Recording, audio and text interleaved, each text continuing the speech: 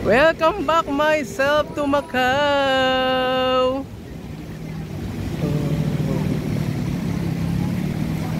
At fail. Welcome back to Macau. Oh, ayan, nandito na kami sa Macau ngayon. Time is 8 o'clock na. O, di ba? Ang pagbabalik. Oh, kasama ko, oh. Todo ano, ako ganyan lang. Malamig. So, kami ngayon ay naglalakad dito sa Lisboa Boulevard. Oh, kasama ko. Medyo malayo-layo ang aming lakad. Kaporta sa boarding house niya. At ako. Di ba doon? Di ba dito?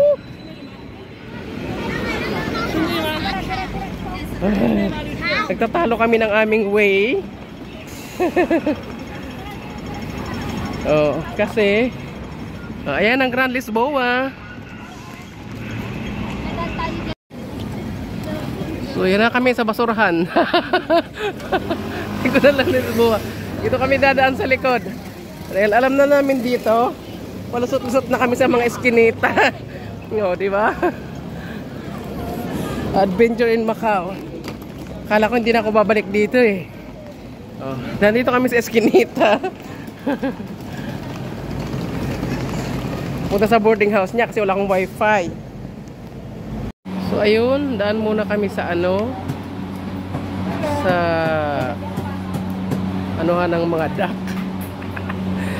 Nagkikrave siya sa duck. Sana all may pataka. Mabalik-balik siya dito kaya may pataka siya. Kung magpapalit pa ng money. Ang galing na yan mag-inject. Ito yung sa mga famous na restaurant. Andyan lang yung pupuntahan namin. Mga luggage namin ay dire. Ito ang dati kong boarding house. Ayan o. Yung shopping mall na yan. Yan ako dati nakatira before ako umuwi ng Pilipinas. At ngayon puno ng mga taga-China. Kaya ano, ayan o, may barikada na naman dun o. Pilahan niya ng bus. Pagdating ng hapon kasi crowded dito ngayon. Gawa ng Chinese New Year, isang buwan ng celebration.